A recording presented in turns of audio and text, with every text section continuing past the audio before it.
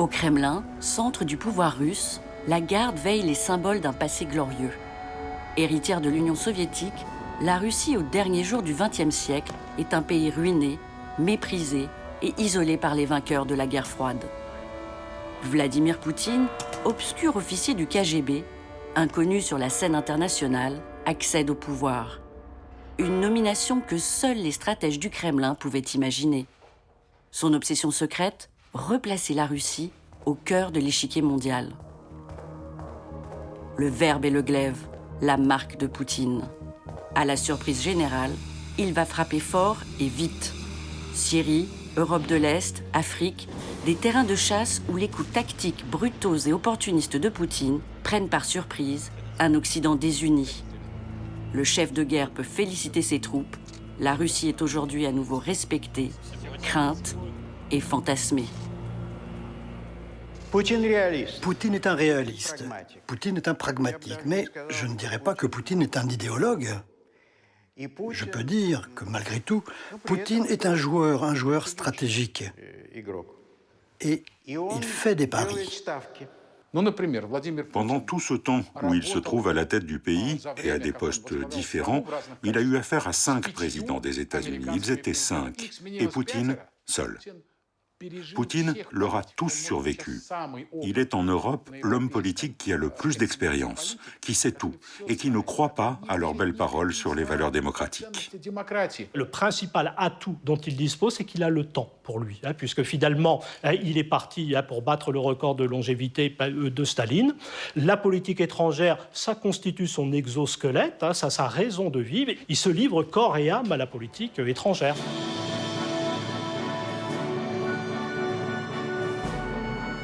Autocrate éternel en son pays, Vladimir Poutine a fait de la politique extérieure son arme fatale, un outil de cohésion nationale et de fierté retrouvée. L'ancien colonel soviétique s'emploie depuis 20 ans à rebâtir la Grande Russie. Une ambition née sur les cendres d'un empire effondré.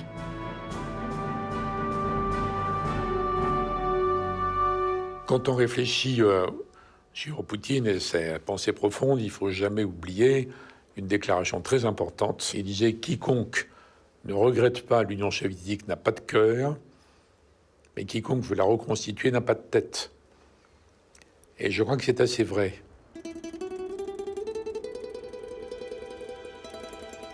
Lénine avait promis l'avenir radieux à l'Homo soviéticus. Mais au mausolée, sur la place rouge, Staline et les idoles déchues veillent un cimetière d'illusions perdues. La défaite est amère. Le pays était complètement colonisé par les Américains, par les amis américains. Il était partout, il était présent partout, dans les ministères, dans les banques, même au ministère des Affaires étrangères. Je recevais des notes de l'ambassade des États-Unis qui me disaient ce que je dois dire et faire sur tel ou tel sujet. C'était invraisemblable. Et là, il y a une période de quelques années où les Occidentaux ont fait preuve d'hubris, d'arrogance, de triomphalisme. Ils ont vraiment cru qu'après la fin de l'URSS, la Russie était devenue une puissance secondaire qui ne comptait pas, dont on ne devait pas à se préoccuper, et qu'elle allait devenir un pays banal, plus ou moins normalisé, mais qui disparaissait du champ de la vraie grande politique. L'URSS a capitulé, rendu les armes. L'Occident dicte les conditions. Au Kremlin et au ministère des Affaires étrangères, la honte de la défaite se mêle au sentiment d'humiliation. Lors de la réunification de l'Allemagne, des promesses ont été faites au plus haut niveau. Elles stipulaient que l'OTAN ne se rapprocherait pas des frontières de la Russie. Malgré l'engagement fait à Gorbatchev, l'OTAN poursuit son avancée vers l'Est. Polonais, Hongrois, Tchèques, Roumains, Bulgares, puis Pays baltes rejoignent le bloc de l'Ouest. Un véritable encerclement, une trahison. Pour Poutine, c'est une véritable rupture de contrat qu'il n'a toujours pas digérée aujourd'hui. Février 2007, premier coup de semonce. Poutine, au début de son mandat, qui avait cherché à se rapprocher du camp occidental, se sent trompé. Alors, il frappe du poing sur la table. Invité à Munich à un forum sur la sécurité mondiale, c'est un président en colère qui dénonce l'unilatéralisme américain.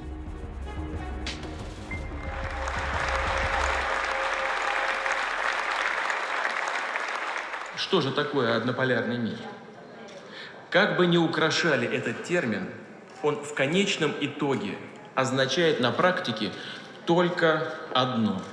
Это один центр власти, один центр силы, один центр принятия решения. Это мир одного хозяина, одного суверена. Je pense que c'est juste de situer le point de départ, en tout cas un palier franchi avec ce discours de Munich, où pour la première fois, Vladimir Poutine exprime d'une manière brutale, franche et directe son mécontentement avec le comportement occidental. Мы видим все большее пренебрежение основополагающими принципами международного права. Больше того, отдельные нормы, да по сути чуть ли не вся система права одного государства, прежде всего, конечно, Соединенных Штатов,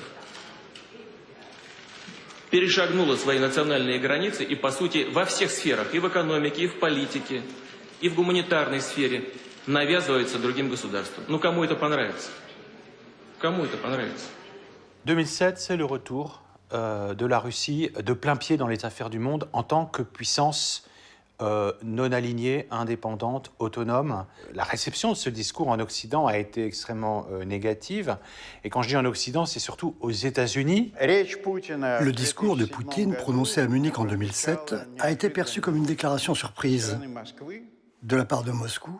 C'était comme l'annonce d'une nouvelle guerre froide. Pour mener cette nouvelle guerre froide, Vladimir Poutine, le tacticien, a choisi Sergueï Lavrov comme stratège. Un président et son ministre des Affaires étrangères. L'un combat et se pose devant les caméras, l'autre est à la table des négociations. Un aigle à deux têtes, avec pour unique feuille de route, redonner à la Russie son statut de puissance mondiale. Dès 2008, Vladimir Poutine va trouver l'occasion de prouver sa détermination. Sourde à l'avertissement lancé à Munich, l'OTAN poursuit sa course jusqu'aux frontières de la Russie. Une ligne rouge se prépare à être franchie. La doctrine du Kremlin est pourtant sans équivoque. On ne touche pas à mon étranger proche. Le paradoxe de l'évaluation de la politique étrangère russe repose sur la paranoïa. Parce qu'à cette époque-là, l'OTAN a entamé des discussions pour inviter la Géorgie et l'Ukraine dans son organisation. Pour Poutine, l'offensive de l'OTAN vers la Géorgie et l'Ukraine apparaît comme une provocation américaine à sa porte. Riposte immédiate.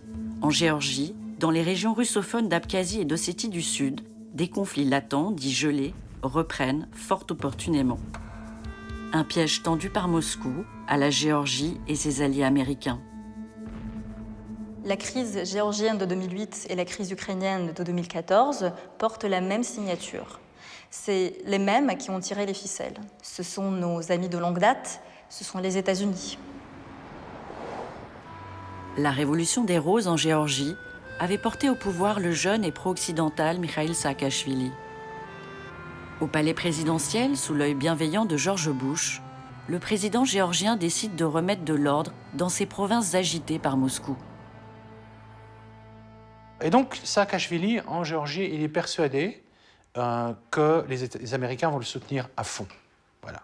Parce qu'on lui a dit, mais t'inquiète pas. En fait, nous, on est vraiment derrière toi, quoi. Et le président Bush te soutient. L'armée géorgienne pensait la victoire facile. Mais le 7 août 2008, les chars russes entrent en Géorgie. C'est un piège qui se referme. Au terme d'une guerre éclair, Moscou reconnaît l'indépendance de l'Ossétie du Sud et de l'Abkhazie. La Géorgie vient d'être amputée de 20% de son territoire.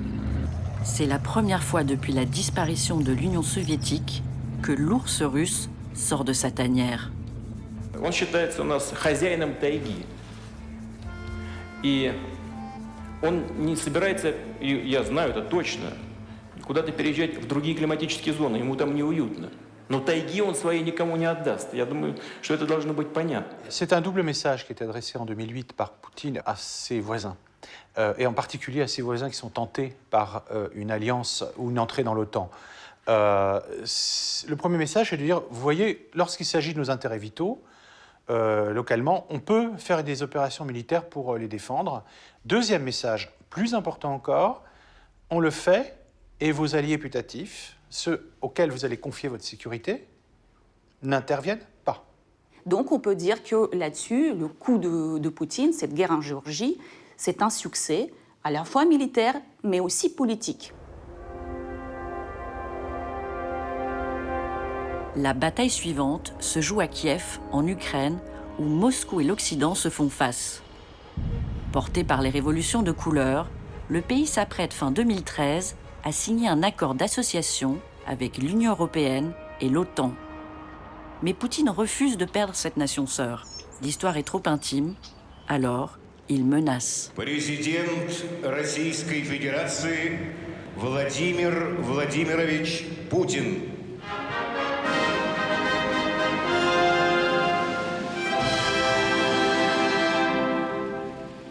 Наши западные партнеры во главе с Соединенными Штатами Америки предпочитают в своей практической политике руководствоваться не международным правом, а правом сильного. И в случае с Украиной наши западные партнеры перешли черту. Вели себя грубо, безответственно и непрофессионально. Donc on retombe toujours sur cette même inquiétude qui aujourd'hui est d'autant plus forte que la Russie se sent elle-même, à tort ou à raison, le régime russe se sent lui-même soumis à une possible menace de tentative, de coup pour remplacer le régime. Je pense que là, le profil KGB de Vladimir Poutine joue à plein, c'est-à-dire la menace extérieure, la menace de subversion, la menace de changement de régime. Ce sont des choses qui, par formation, préoccupent beaucoup l'actuel président russe. Sous la pression de Moscou, Yanukovych, le président ukrainien, rejette l'accord avec l'Union européenne. Il provoque la fureur d'une partie de sa population qui ne veut plus dépendre de l'influence russe. En février 2014, la révolution de Maïdan embrase Kiev et fait une centaine de victimes. Les hommes, à la solde de Moscou, sont chassés. C'était la ligne rouge à ne pas franchir pour Poutine. Une ligne qu'il avait déjà tracée lors de la guerre entre la Russie et la Géorgie en 2008. Or, ce message n'a pas été entendu. Depuis les tsars, le port de Sébastopol au sud de l'Ukraine en Crimée est l'unique accès de la Russie aux mers du Sud. Un enjeu vital pour Moscou. Via les détroits turcs, ces navires peuvent rejoindre la base de Tartous en Méditerranée orientale et se projeter au-delà. Et là, les Russes envisagent un cauchemar, c'est-à-dire la possibilité que cette base de Sébastopol puisse un jour devenir une base de l'OTAN si, finalement, l'Ukraine peut réaliser son projet d'adhésion à l'OTAN.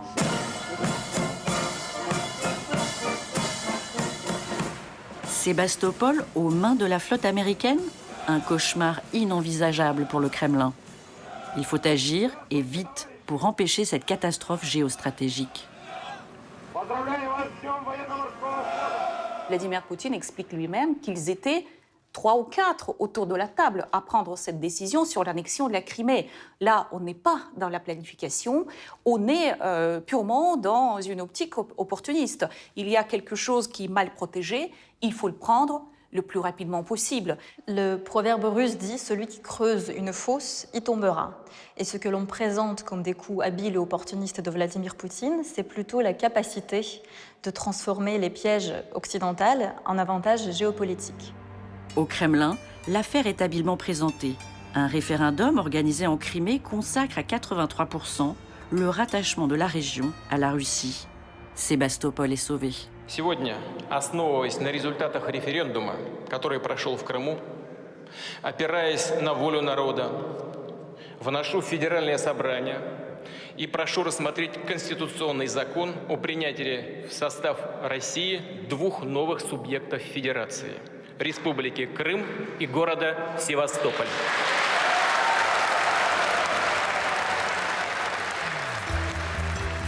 Kiev a déjà basculé dans le camp occidental quand Moscou déclenche sa double offensive.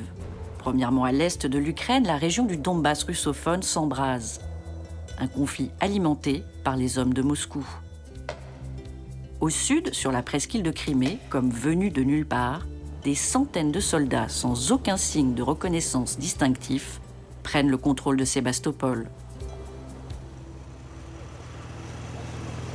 La stratégie du désordre, la marque tactique de Poutine. Il a puni l'Ukraine et affirmé ainsi qu'il restait le maître de son étranger proche. Un retour d'empereur triomphal en Crimée pour le vainqueur. C'est pas un plan, il faut qu'il y ait une erreur quelque part. Un dirigeant qui se trompe, qui va trop loin. Il faut qu'il y ait des groupes, des minorités pris à se rebeller. Il observe, il regarde, il attend. Et je trouve que dans la Géorgie et dans l'affaire de l'Ukraine, c'est un peu ça dans les deux cas. Poutine saisit les opportunités.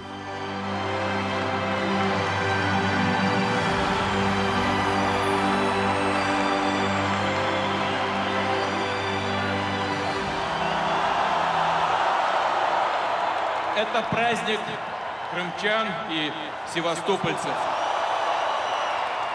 Но это еще и праздник для всей нашей огромной страны. Именно огромной, потому что Россия остается самой большой по территории страной в мире. Fondamentalement, ça s'inscrit dans son grand projet, dans son grand dessein. Poutine se voit comme le rassembleur des terres russes, hein, et il est certainement animé par une haute conscience historique. Hein, il entend passer à la postérité, il entend passer pour un nouveau Pierre le Grand. Пожалуйста, вдохните как следует и ответьте: мы любим Россию!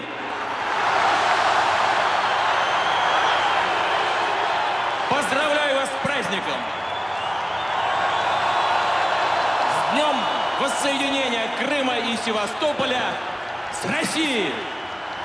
Будьте счастливы! Et la Crimée a été une vraie victoire. D'ailleurs, elle a été fêtée comme une victoire.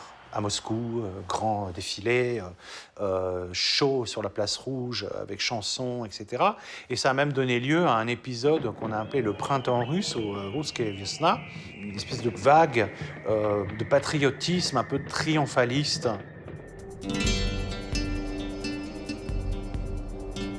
Sanctions internationales et mise à l'écart des nations, pour la prise de la Crimée, la Russie est lourdement condamnée. Personne n'imagine alors que le maître du Kremlin prépare une nouvelle offensive.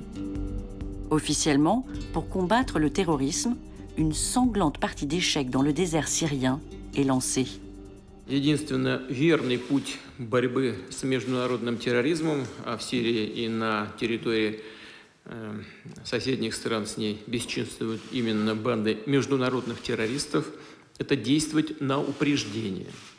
Бороться и уничтожать боевиков и террористов на уже захваченных ими территориях.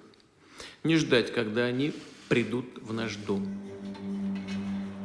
Milices islamistes, armées syriennes libres, YPG kurdes et troupes de Bachar el-Assad, la guerre en Syrie est devenue illisible. La diplomatie occidentale se perd dans ses soutiens et moralise. Le président américain Barack Obama tergiverse. La voie est libre pour Poutine.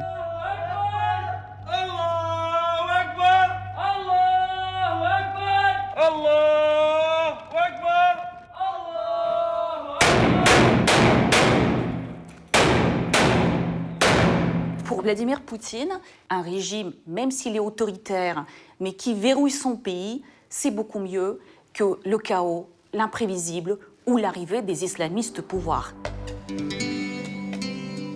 Tout commence en 2011. Les révolutions du printemps arabe qui courent comme un arc de feu de Tunisie en Libye, en Égypte et jusqu'en Syrie inquiètent Moscou. Pour Poutine, Washington a organisé la chute des autocrates Ben Ali, Kadhafi et Moubarak.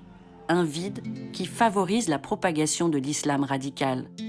Il faut stopper cette contagion. Alors si on continue, on remonte, après, la Russie n'est pas loin. Et à un certain moment, Poutine a dit non, écoutez, il faut mettre fin à ce changement de régime. Sinon, nos amis américains vont aller un peu trop loin. Et c'est pour cette raison-là qu'il est intervenu pour mettre fin à cette politique de changement de régime. À la surprise générale, le 30 septembre 2015, les forces russes s'engagent dans la partie aux côtés de Bachar al-Assad. Poutine vient provoquer les États-Unis au Moyen-Orient. L'opération militaire en Syrie est en effet une surprise. On n'attend pas la Russie là, on ne l'attend pas avec cette force, avec cette performance. C'est la première opération à l'époque post-soviétique où la Russie intervient sur un théâtre d'action au-delà de l'étranger proche. C'est du ciel que Poutine frappe. Un déluge de fer et de feu, civils et rebelles sont indistinctement touchés. Pour les combats au sol, Moscou fait appel à des mercenaires. Depuis le traumatisme afghan, la mort de soldats russes pourrait heurter l'opinion. Alors, cette guerre hybride permet la discrétion. C'est avantageux pour l'État de mener une guerre hybride, d'envoyer des troupes hybrides, que ce soit dans l'est de l'Ukraine ou encore en Syrie. L'hybridité, c'est quand un État remplit ses fonctions, mais que personne n'en est responsable à titre personnel. Sur la base de Khmemimine en Syrie, Poutine affirme « Les frontières de la Russie ne s'arrêtent nulle part ».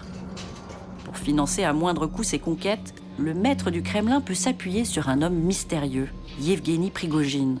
Surnommé le cuisinier de Poutine, il s'est enrichi en fournissant les cuisines du Kremlin et celles de l'armée russe. Un contrat qui l'a rendu milliardaire.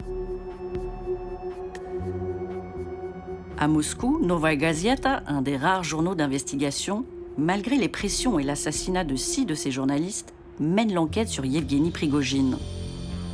Oligarque, homme d'affaires, il serait aussi le patron occulte du groupe Wagner, une société de mercenaires au service des intérêts du Kremlin et mise à disposition de Bachar el-Assad. Des mercenaires payés avec l'argent du pétrole syrien. C'est une personnalité très obscure, très louche et qui s'en délecte. Qui se délecte de pouvoir attaquer tout en disant « Mais ce n'est pas moi. Prouvez-moi que ce sont mes hommes. » C'est une nouvelle forme d'honnêteté à la russe. Nous allons continuer à faire tout ce que nous voulons, continuer à menacer, et puis on se retournera et on dira « Essayez donc de prouver que c'est nous. Où sont les preuves? Devant les tribunaux? De quoi vous parlez? De quel chef cuisinier? Vous rigolez ?» Значит, давайте начнем с Вагнера и с поваров. Значит, все мои повара – сотрудники Федеральной службы охраны. Они люди военные, в разных званиях находятся. Других поваров у меня нет. Надо, чтобы было это ясно, понятно, и чтобы мы к этому не возвращались. Значит, если вот эта группа Вагнера что-то нарушает, тогда Генеральная прокуратура должна дать правовую оценку. Теперь по поводу присутствия их где-то там за границей. Но если, повторяю еще раз, они не нарушают российского закона, они вправе работать, продавливать свои бизнес-интересы в любой точке планеты. Circuler, il n'y a rien à voir. À la Douma, qui a autorisé l'intervention militaire, les parlementaires préfèrent fermer les yeux. En 2 années de combat, Poutine a réussi à consolider le pouvoir de Bachar el-Assad, son allié, qu'Américains et Européens pensaient condamner. Au passage, le tacticien a renforcé ses positions. Le port de Tartous et la base aérienne de Khmemimine assurent la présence définitive russe et son rayonnement sur la Méditerranée. Une diplomatie du marteau, doublée d'une machiavélique entente avec les acteurs régionaux turcs, iraniens, saoudiens et israéliens. Voilà. Sur la base aérienne de Khmemimine, accompagné de Bachar el-Assad, son obligé, Poutine, le chef de guerre, vient fêter la victoire et féliciter ses troupes. Товарищи, Самое главное для военного человека, и мы с вами это хорошо знаем, это защита своего отечества, своего народа.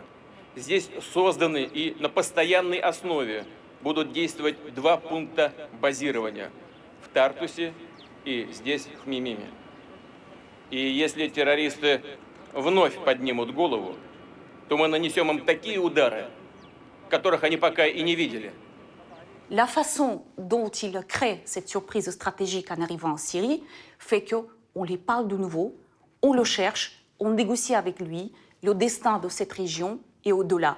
Je me souviens de propos d'un expert très connu en Russie qui avait formulé ça d'une manière brutale en disant « Depuis qu'on bombarde en Syrie, l'Occident nous reparle ». Bismarck disait « La diplomatie sans les armes, c'est la musique sans instrument ». Dans les ruines de Palmyre, libérées de Daesh, Poutine, chef de guerre et chef d'orchestre, met en scène son triomphe. Une gigantesque opération de communication pour le nouveau maestro de la diplomatie au Levant. C'est vraiment une très grande réussite de Poutine, puisque je me souviens très bien que jamais l'Union soviétique n'a eu autant d'amis au Proche et Moyen-Orient. Elle est devenue un élément incontournable de toute négociation, de tout règlement de paix dans cette région du monde. Chiites et sunnites, tous saluent le partenaire russe. Hassan Rouhani l'Iranien, Mohamed Ben Salman le Saoudien et Benyamin Netanyahou l'Israélien. Poutine a gagné le respect du Moyen-Orient où les États-Unis régnaient en maître jusqu'à présent. Provocation jubilatoire, c'est à Damas en 2020 qu'il vient célébrer la victoire et Noël.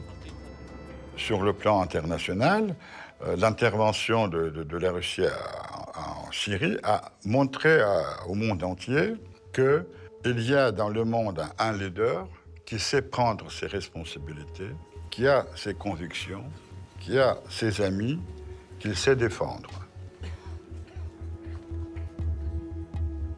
Fort de son succès en Syrie, Poutine regarde plus loin vers la Méditerranée. La Libye, c'est du sable, mais aussi beaucoup de pétrole. Une occasion unique de faire la leçon à l'Occident et à l'ONU, les responsables du chaos libyen aux yeux de Moscou. Но вы также хорошо знаете тех, кто довел до этого состояния. Россия была против использования в Ливии вооруженных сил, и резолюция Совета Безопасности, которая была принята по этому поводу, она запрещала бывшему руководителю Ливии Каддафи применять свою авиацию в отношении оппозиционных сил, вооруженных, кстати говоря. Вместо этого западная коалиция начала применять авиацию против Ливии, грубо извратив резолюцию Совета Безопасности ООН. Все это привело к тому, что ранее практически процветавшая страна, уровень жизни в этой стране уже приближался к некоторым европейским стандартам. Теперь находится в хаосе, в полном развале, и гражданская война не прекращается. Le 19 mars 2011, les avions français, britanniques et américains frappent les troupes de Kadhafi. Objectif proclamé, protéger les populations civiles. L'Occident croit encore pouvoir offrir la paix. Vous avez voulu la paix. Vous avez voulu la liberté. Vous voulez le progrès économique. La France, la Grande-Bretagne, l'Europe seront toujours aux côtés du peuple libyen. Nous vous demandons une chose. Nous croyons dans la Libye unie, pas dans la Libye divisée. L'intervention militaire en Libye devait amener démocratie et prospérité. Avec la disparition de Kadhafi, elle n'a laissé que chaos. Pour Poutine, les coupables sont tous désignés. pour les Russes, la responsabilité, elle n'est que du côté occidental. C'est du côté occidental qu'il y a eu tromperie, trahison, hypocrisie. Ce sont les termes qui reviennent fréquemment quand Vladimir Poutine parle de l'Occident. Il met tout le temps l'Occident face à ses faiblesses, face à ses incohérences, et c'est très bien profiter de ces faiblesses et de ces incohérences pour tirer son épingle du jeu. Comme en Syrie, Turcs et Russes se font face en Libye. La Russie, alliée à l'Égypte, soutient le camp du maréchal Haftar, maître du croissant pétrolier et de la Cyrénaïque. La Turquie soutient, elle, le camp du gouvernement d'accord national de Fayez el-Sarraj, qui tient la Tripolitaine. La Libye, un gâteau que l'on aimerait se partager. Une entrée sur l'Afrique, du pétrole et un contrôle sur la Méditerranée. Il y a également cette percée en Méditerranée, dans ce qu'on pourrait appeler la plus grande Méditerranée. Ce n'est pas uniquement la mer Méditerranée et ses pourtours, c'est également la mer Rouge, c'est également la mer Noire, c'est également les approches atlantiques de Gibraltar. Il y a également un défi, une menace russe qui se développe dans cette plus grande Méditerranée. Au large de Tobrouk, le 11 janvier 2017, le porte-avions russe amiral Kuznetsov accueille avec les honneurs à son bord le maréchal Khalifa Haftar, l'homme fort choisi par Poutine. Il faut avoir un homme fort, peut-être. Un homme fort, comme c'était Kadhafi, pour recréer d'abord l'État libyen et puis lui donner une vie. Et alors, on cherche un homme fort, et je crois Haftar, maréchal Haftar, justement, peut jouer ce rôle. Il faut trouver la solution. Le 7 novembre 2018, à Moscou, une rencontre est organisée entre le maréchal Haftar et le ministre de la Défense, Sergueï Shoïgou. Haftar est reçu par l'état-major russe sous le regard d'Evgueni Prigojine, parrain présumé de la compagnie de mercenaires Wagner. Une image troublante qui a depuis disparu des archives officielles. Ce qu'il faut bien comprendre, c'est que Wagner n'est pas une entreprise comme une autre, puisqu'elle n'a pas d'existence juridique en tant que telle. Wagner, c'est plutôt, je pourrais dire, une franchise dans laquelle on va retrouver énormément de sociétés écrans. On a vraiment une galaxie d'acteurs, une galaxie d'entreprises qui sont toutes reliées à un homme qui est Evgueni Prigojine, qui lui est vraiment le centre de gravité de toute cette galaxie. Pour des armes et un soutien militaire accru, Haftar peut offrir pétrole, accès maritime et contrats à venir. Proposition alléchante. À Prigojine, qui participe à la réunion, de fournir la logistique et ses mercenaires. Près de 2000 soldats fantômes de la société Wagner débarquent en Libye au service du maréchal Haftar. Le discours du Kremlin, lui, est catégorique. Aucune troupe russe ne se trouve sur le terrain d'opération libyen. Poutine peut garder les mains propres. Je ne pense pas, quoique tout est possible, que Poutine soit comme un parrain de la mafia dont ses hommes viendraient lui baiser la bague. Ça n'est probablement pas aussi patriarcal que ça. Mais pour autant, je ne pense pas que quiconque puisse agir sans sa bénédiction. Les sables du désert couvrent la plus importante réserve de pétrole d'Afrique. Malgré des infrastructures vétustes et endommagées par la guerre, le partage de la rente du pétrole libyen est au cœur des convoitises des deux parrains, turcs et russes.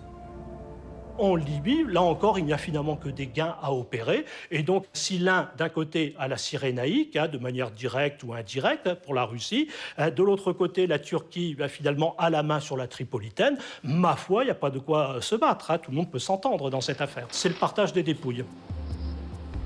Avec Recep Erdogan, le président turc, la partie est toute byzantine, violente et feutrée. Ni ennemis, ni amis, les deux partenaires pragmatiques, sultan et tsar, s'accordent sur le dos de l'Occident et de ses alliés. Poutine n'a aucun mal à comprendre Erdogan. Erdogan n'est pas un partenaire fiable. Mais lui aussi sait que nous ne sommes pas fiables. On va jouer ensemble, ça va être intéressant de jouer à ça. Je sais comment jouer avec toi. Toi non plus, tu n'as pas besoin d'un joli papier d'emballage comme la démocratie, les droits de l'homme. Tu es un dur, moi aussi. L'étranger proche et les frontières de la Russie sécurisées, la démonstration de force réussie au Moyen-Orient, au Kremlin, on regarde plus loin, vers l'Afrique. À Sotchi, en octobre 2019, tout un continent répond à l'invitation du maître du Kremlin. Poutine se prépare un gigantesque safari vers les marchés africains. Уважаемые друзья,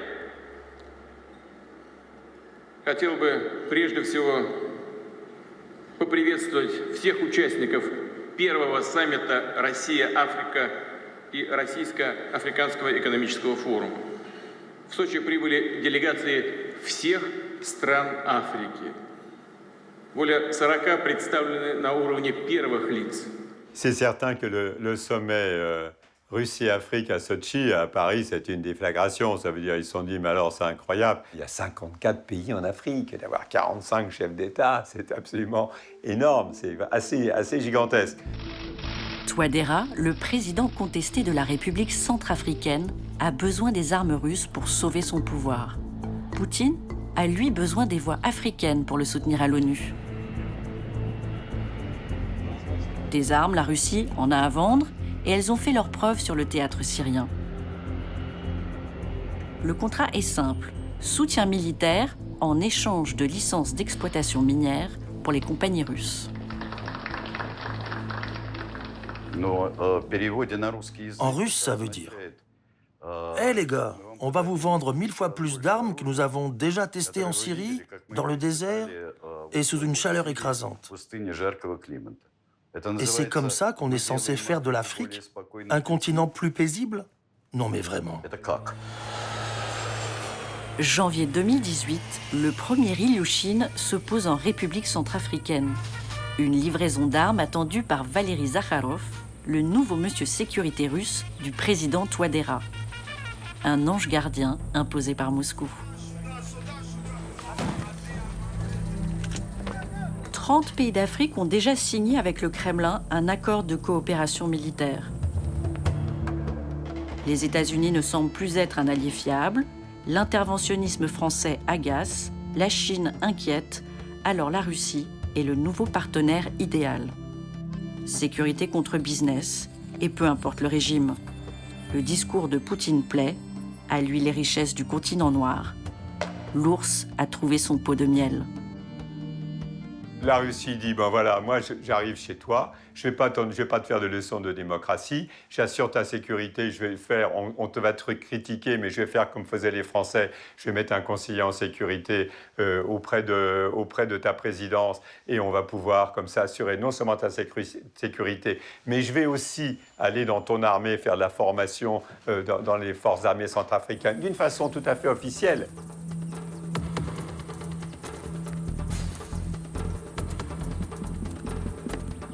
Dans l'ancien palais de Bokassa, à l'abri des regards, Valery Zakharov, le conseiller occulte et ses mercenaires s'acquittent d'une double mission. Sécuriser le pouvoir du président Touadéra et protéger les intérêts russes. Il y a eu un contrat signé entre le ministère de la Défense de la RCA et le ministère de la Défense de Russie. Ce sont des réservistes. Ce n'est pas une entreprise militaire privée ou, comme vous dites, Wagner. Ce sont des réservistes du ministère de la Défense. Il s'agit d'une pratique courante. Il y a eu une invitation du président de la RCA et je suis la personne invitée à être son conseiller en sécurité. Le président a invité la Russie et la Russie est venue.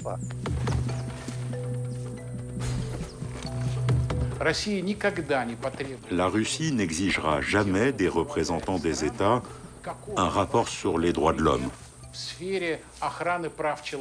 Non. Mais elle exigera des marques de loyauté et l'accès pour ses entrepreneurs à ces mines. Tout le monde sait que le groupe Wagner, ce ne sont pas de simples mercenaires au service de la sécurité du pays, mais que Wagner est aussi là pour assurer la sécurité des actifs de M. Prigojine sur ses terres.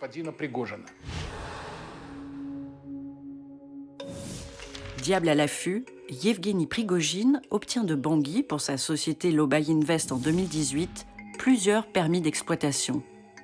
Et peu importe si les gisements d'or et de diamants se trouvent en zone tenue par les rebelles. Ces mercenaires, les Wagner, sont là pour sécuriser l'accès aux mines. Les diamants du sang, soumis à embargo, sont discrètement exportés. L'autocrate Touadéra est protégé, Prigojine s'enrichit et Poutine gagne des positions en Afrique sans bourse déliée. Un deal gagnant. Le fait de prendre pied comme ça dans un pays d'Afrique centrale, qui est la zone traditionnelle, on va dire, d'influence géopolitique de la France depuis très longtemps, on ne peut pas ne pas le voir comme un pied de nez à la présence française dans la région ou comme une menace aux intérêts stratégiques de la France dans la région. C'est clair et net. Fin 2016, les troupes françaises venues stopper la guerre civile, mandat terminé, quittent le pays. Une aubaine pour Zakharov, Prigojine et leurs hommes. À Paris, on s'agace de la présence russe. Il y a une présence active de la Russie, récente, significative, anti-française. Wagner, c'est des supplétifs. C'est pas vraiment l'armée, c'est des supplétifs qui agissent sous l'autorité d'un monsieur qui s'appelle monsieur Prigojine. Et s'il m'entend là, au-delà de cette salle, qu'il sache qu'on le connaît bien. Voilà. Si l'adversaire a une faiblesse, il faut en profiter. La Russie a cette tentation, cette convoitise d'aller hisser son drapeau dans les endroits où elle peut le faire. Dans le ciel et sur les murs de Bangui, on chante l'amitié russo-africaine. Les Kalachnikovs ont gagné la paix et Moscou les cœurs. Une opération de soft power efficace. Financée par la compagnie minière russe Lobay Invest, les hôpitaux de brousse, les radios et les cinémas racontent la bienveillance du nouveau frère, l'ours russe. Des animaux laborieux cultivaient du maïs et du manioc. Une fable qui conte les mésaventures des animaux de la savane qui voient leur récolte pillée par les hyènes avides. Pour saisir les récoltes. L'ours, d'un pays lointain du Nord, qui s'appelle la Russie, et s'est rendu sur le lieu et de son ami. Il ne pouvait pas rester indifférent, parce qu'ils sont amis depuis très longtemps et doivent s'aider l'un l'autre. Ce qu'il y a d'intéressant là-dedans, c'est que ce n'est pas juste des gens qui viennent piller des ressources naturelles, c'est que derrière, il y a une dramaturgie. Voilà, il y a une histoire à raconter qui est notamment celle de l'ours qui va libérer le peuple centrafricain de l'oppression néocoloniale française, puisque c'est ce narratif-là qui est mis en place. Il faut établir la paix, sinon rien ne pourra aider. Ainsi, les animaux sages se sont réunis pour négocier.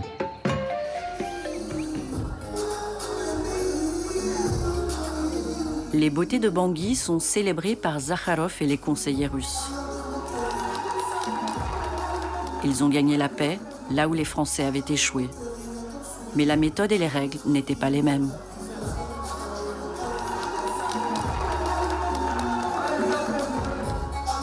Disons que le fin mot de l'histoire, c'est de dire qu'on peut tous vivre ensemble en paix, sous bien évidemment la supervision et l'œil bienveillant de l'ours. Le 29 juillet 2018, 3 journalistes russes, Kirill Radchenko, Alexandre Astorgouyev et Orhan Djemal, sont assassinés. Venus enquêter sur les activités du groupe Wagner, ils auraient été victimes, pour les autorités, de coupeurs de route ou de bandes rebelles. Une version approuvée par le Kremlin.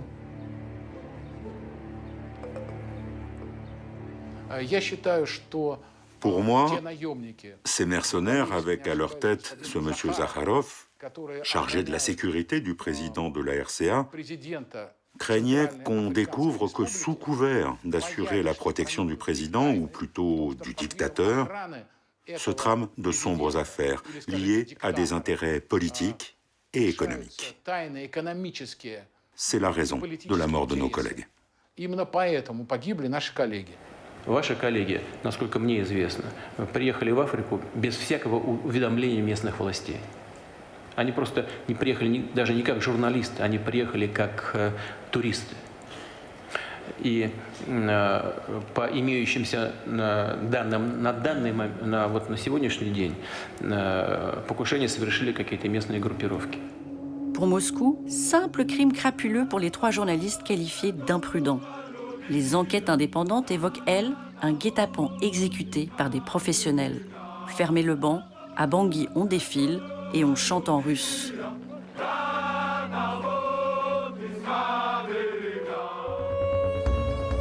Loin de l'Afrique, aux marges de l'Empire russe, quand Erdogan se lance aux côtés des Azéris à la conquête du Karabakh arménien, on s'inquiète à Moscou. Maître des échecs, Poutine va stopper l'avancée turque pour signer le retour russe au Caucase. Et tant pis s'il faut sacrifier l'allié arménien.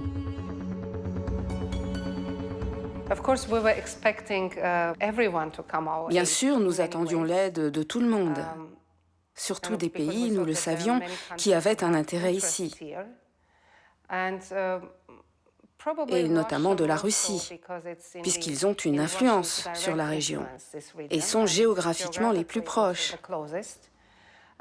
Nous avons toujours considéré les Russes historiquement comme nos amis. Ils sont venus, mais un petit peu en retard. L'opération Point d'Acier est lancée par l'Azerbaïdjan le 27 septembre 2020. Riche de son pétrole et soutenue par la Turquie, qui fournit drones de combat, technologie, conseillers militaires et mercenaires syriens, les forces azéries contraignent l'Arménie à une capitulation après 45 jours de combat. Le fait est que Poutine a laissé faire, et on peut même suspecter une certaine complaisance, voire des incitations. Et puis, le moment venu, lorsque la Russie a jugé que la leçon avait été suffisante, que l'armée de l'Azerbaïdjan avait gagné suffisamment de terrain, le fait est qu'elle a sifflé la fin de la partie.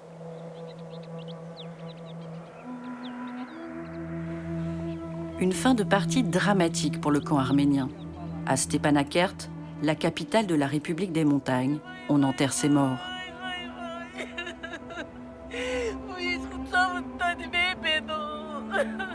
Près de 5000 victimes, une jeunesse décimée.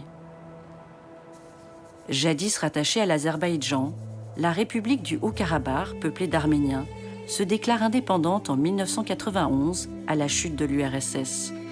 Une république que Bakou rêve de reconquérir. Turcs et Azéris voulaient une victoire totale et chasser l'Arménien du Karabakh. Mais Poutine, arbitre du jeu, impose le cessez-le-feu et place ses hommes. Et donc, ce que l'on constate donc, au terme de cette guerre, c'est que finalement, la Russie a repris le contrôle direct ou indirect du Caucase Sud. 2000 soldats russes, 90 blindés et plusieurs centaines de véhicules entrent au Karabakh. Leur mission, s'interposer entre les lignes arméniennes et azéries. Des soldats de la paix qui reprennent pour Poutine la possession d'un Caucase quitté à la chute de l'URSS. La Russie, à nouveau, se pose en pays qui apporte la sécurité, la tranquillité. Et c'est un coup assez réussi jusqu'à présent, sur le terrain du Karabakh.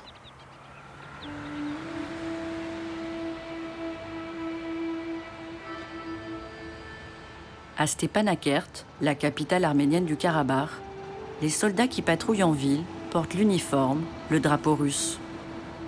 Une occupation, mais aussi une protection. L'Azéri ou le Turc est ici l'ennemi mortel. Le message de Moscou s'affiche rassurant. Là où sont les soldats russes se trouve la paix. Les positions arméniennes et azéries se font face sous contrôle russe. Un juge de paix qui défend ses propres intérêts. Ce n'est pas du tout l'intérêt de Vladimir Poutine que Erdogan prend le pied au Caucase. L'activisme des Turcs avec les peuples turcophones près de nos frontières et à l'intérieur de notre pays nous préoccupe beaucoup. Ambiance glaciale ce 11 janvier 2021, quand Ilham Aliyev, président azéri, et Nikol Pachinian, Premier ministre arménien, sont convoqués au Kremlin. À l'ordre du jour, l'application de l'accord de cessez-le-feu. La Turquie, qui a offert la victoire militaire à l'Azerbaïdjan, n'est pas invitée. Un message clair envoyé à Erdogan, le Caucase reste russe. Maître des horloges en Géorgie, Ukraine, Syrie, Libye, Afrique et Caucase, Poutine affirme le retour de la Russie aux affaires du monde. Nul ne peut prédire la prochaine faille dans laquelle l'ours va glisser sa patte. Et comme Poutine répond à un journaliste, il n'y aura pas de retour en arrière et personne ne peut ignorer la Russie. По сравнению с вами, да, так и есть. Мы белые и пушистые. Мы услышали ваше заверение о том, что НАТО не будет развиваться на восток. Но вы не выполнили своих обещаний. Но вы же умные люди. Почему вы считаете, что мы придурки? Почему вы считаете, что мы не можем таких элементарных вещей анализировать и смотреть на них? L'hubris, la vanité et le mépris occidental avaient réveillé la blessure narcissique de la Russie au risque de déclencher une nouvelle guerre froide. En février 2007, à la conférence de la sécurité à Munich, Vladimir Poutine a lancé un avertissement à l'Occident, et notamment aux États-Unis d'Amérique, mais à ce moment-là, je crois, il n'a pas été entendu. Les gens, peut-être, ont pensé qu'il était de mauvaise humeur, n'ont pas attaché toute importance à cette déclaration qui, 14 ans après, reste fondamentale pour comprendre le raisonnement du président Poutine.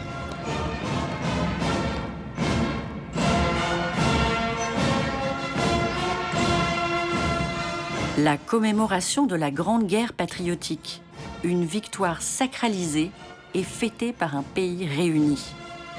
Ce 9 mai 2021, sur la place Rouge, Poutine ne célèbre pas la paix, mais la victoire. Россия последовательно отстаивает международное право. При этом мы будем твердо защищать наши национальные интересы, обеспечивать безопасность нашего народа. Надежные гарантии тому доблестные вооруженные силы России, наследники солдат Победы. Слава народу-победителю! С праздником вас! С Днем Великой Победы! Ура!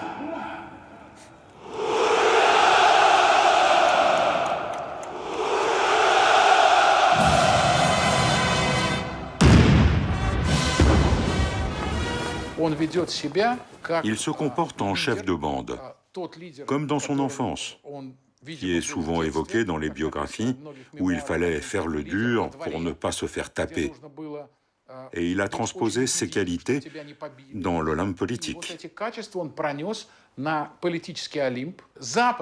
L'Occident a peur de Poutine.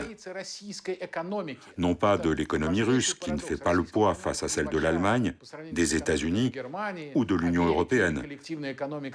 Mais ils continuent tous à craindre Vladimir Poutine. C'est de votre faute. Bravo.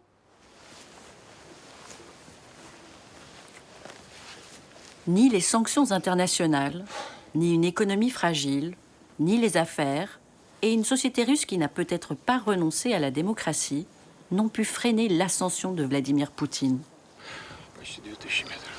Au cœur de la taïga, l'ours russe qu'il ne fallait ni réveiller ni mépriser est bien de retour dans la danse. Aujourd'hui, l'Occident, avant d'entreprendre une action, je pense qu'il regarde en arrière, derrière l'épaule, pour savoir où est Vladimir Poutine et qu'est-ce qu'il va faire, comment il va réagir.